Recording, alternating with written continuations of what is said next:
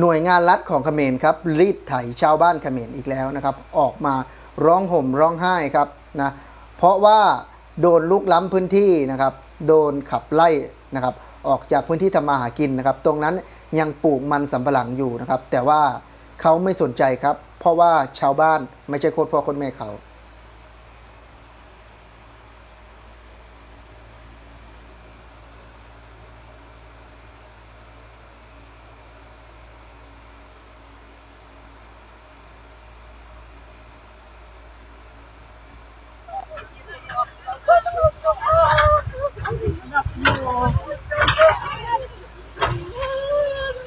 จีบรอดรองครูนปงกุมบอลคุมบังเวียสกตุกอยากติดกกายแต่ลงกายจีบรอดเจ้าเอ้ยองค์ดัดช่วยเราคนเจ้า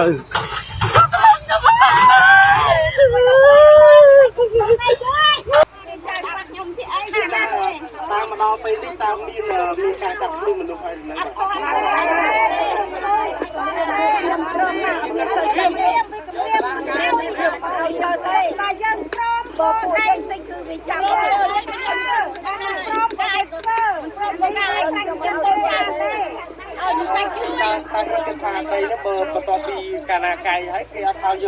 สวัสดีครับพี่วิทย์ทุกคนครับได้ดูแล้วก็ได้เห็นอย่างชัดเจนนะครับถึงแนวทางนะครับในการบริหารของทางฝั่งเขมรเนาะนะครับก็ชาวบ้านก็แห่กลุ่มกันมาออกมาประท้วงนะครับเนื่องจากว่าเนี่ยพนักงานรัฐนะครับจำนวนนี้นะครับลูกน้องของฮุนเซนนี่แหละครับนะคือมารีดไถนะครับหรือว่าเพราะว่าตรงพื้นที่ตรงนั้นนะครับพื้นที่จังหวัดกำปงธมนะครับก็เป็นพื้นที่ที่เศรษฐกิจกำลังเข้ามานะครับก็จะสร้างโรงงานนะครับคือก็ลุกล้ำนะครับพื้นดินของคนกัมพูชาเองเนาะก็ไม่ใช่พื้นดินไทยนะครับพื้นที่ตรงนั้นครับก็จะเป็นพื้นที่เพาะปลูกโดยเฉพาะมันสำปะหลังนะครับก็ไถทิ้งเลยครับไม่ได้สนใจเนาะนี่แหละครับคือความป่าเถื่อนของผู้นำเขมรเนาะคือ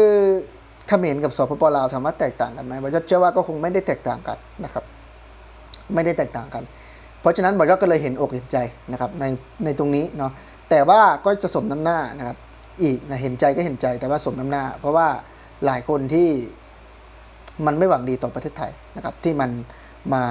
สร้างความเดือดร้อนหรือว่ามาทำร้ายจิตใจของคนไทยเนาะบอยเองก็ในนามคนลาวคนหนึ่งนะครับที่มีความรักและก็มีความผูกพันกับประเทศไทยนะครับซึ่งในกรณีนี้ครับนะในกรณีที่เห็นคนจำพวกนี้ครับจำพวกที่ไม่หวังดีกับประเทศไทยนะเพราะฉะนั้นบอยเห็นแล้วก็ถือว่าโมโหนะครับนะโมโหแทนคนไทยและถ้ามองในมุมลึกๆครับนะมองอีกมุมหนึ่งนะครับคนไทยไม่เคยที่จะใส่ร้ายเขมรนะส่วนมากก็จะพูดความจริงบอยเองก็ไม่ได้ใส่ร้ายแต่ว่าได้เห็นอย่างชัดเจนนะครับว่าหน่วยงานรัฐแล้วทำไมคนเขมรถึงไม่ออกมาปกป้องนะครับสิทธิคนเขมรนะครับหรือว่าปกป้องคนเขมรเองนะส่วนมากก็คือมาด่าคนไทยนะครับพยายามจะปั่นใส่ร้ายคนไทยนะครับคือประเทศไทยนะครับเป็นประเทศที่เปิดโอกาสนะครับให้คนหลายๆประเทศนะที่ยังไม่ได้เป็นประเทศที่พัฒนานะครับเข้ามาหากินในประเทศไทยนะเข้ามาอยู่ในประเทศไทยแล้วพอทีนี้ครับคนเหล่านี้ก็บางคนก็มาสร้างความวุ่นวายเนาะกฎหมายไทยเขาก็ต้องจัดการนะครับกฎจัดการตามระเบียบกฎหมายของเขานะครับแต่ว่าอาจจะไม่พอใจนะครับก็มาด่าคนไทยแล้วพอเขมรล่ะครับนะขนาดคนเขมรเดือดร้อนนะครับเขมรเงียบกริบเนาะไม่มีการที่จะออกมาโดยเฉพาะอินฟูเขมรโดยเฉพาะบอยเนี่ยไม่กล้าพูดนะครับนะคือถามว่าคนไทยเขากล้าพูดไหมคนไทยนะครับมันมีสิทธิเสรีที่แตกต่างกันนะบอยเขมรบอกว่าคุณกล้าพูดเบื้องสูงไทยไหมพระองค์ท่านนะครับนะไม่ได้เคยทำอะไรให้ใครนะครับแต่ส่วนว่าถ้าหากว่าการปกครองนะครับแต่ละท้องถิ่นหรือว่าขับไล่นะครับขูดรีดพี่น้องพ่อแม่ประชาชนนะครับเขาประท้วงนะครับนั่นไม่ได้เกี่ยวกับว่าการปกครองแบบไหนนะไม่ได้เกี่ยวว่าคุณจะพูดอย่างนั้นอย่างนี้แต่ว่าสิ่งที่มันเห็นได้ชัดเจนคือสามารถที่จะช่วยเหลือกันได้จริงนะครับนั่นคือประเทศไทยแต่ส่วนว่าทางฝั่งเขมรเนี่ยบอยไม่รู้นะว่ากฎเกณฑ์นะครับที่เขาตั้งหรือว่ากฎเกณฑ์ที่เขาใช้นะครับมันเป็นอย่างไรแต่สำหรับบอยได้ดูแล้วเนี่ยกฎเกณฑ์นะครับอาจจะมีแหละแต่มันไม่เหมือนนะครับไม่เหมือนประเทศไทยเลยนะครับ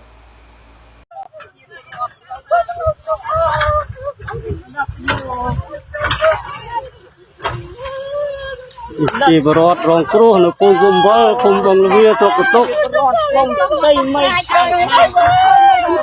อยากเอ็ดกระกายแต่ลงกายเอ้จีบรอดเจ้าเอ้ยส่งดัดช่วยเราคนเจ้า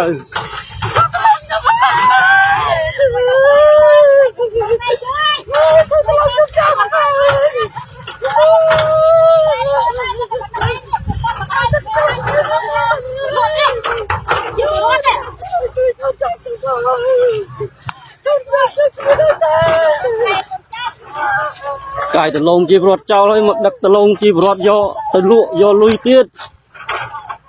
ส่งดัดบวรทับใดคนมันนายส่งดัดจะพิจารณาเต็มเด็ดซอสข้าฝ่ายนิยมเตยรวมเตรงทุ่งหับเตย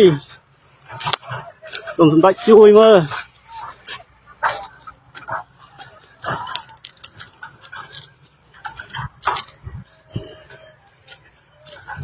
ไก่ตะลงโยมมือตะลงจีบรอตะลุเด็ด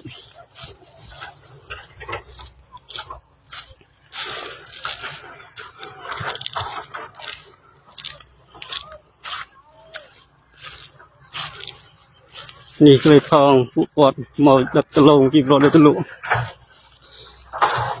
ไก่ตะลงเจ้าเลยโยเคยทองดักตะลุเด็ด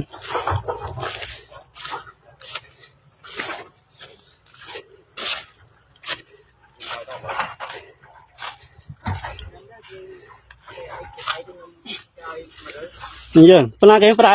บ่เห็นนะไอ้เรือยังเรือโยตะลุเลยเนาะอ๋อ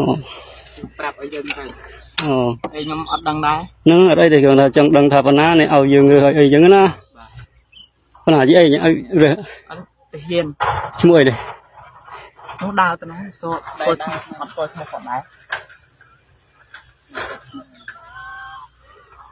นี่กายจะลงจีบรถเจ้าเลยก็คลังสักบาทชีริคุณจึงจะเห็นเอายังกายลุนะยังลุtớiลุยเอาcốt rồi gom mìnhยังเอาแต่cốt đấy nèยังxịt nu cốt đấy nè nâng cái ao mà đặt mà đăng đó vậy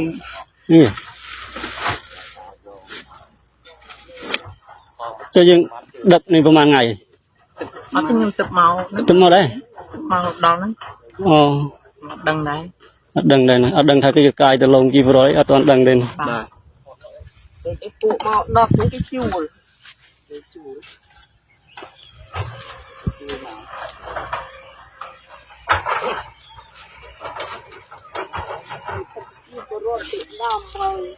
lồng chi rồi gọt một cài hay chua cam một co mà ao rồi từ lồng cho từ lụ đấy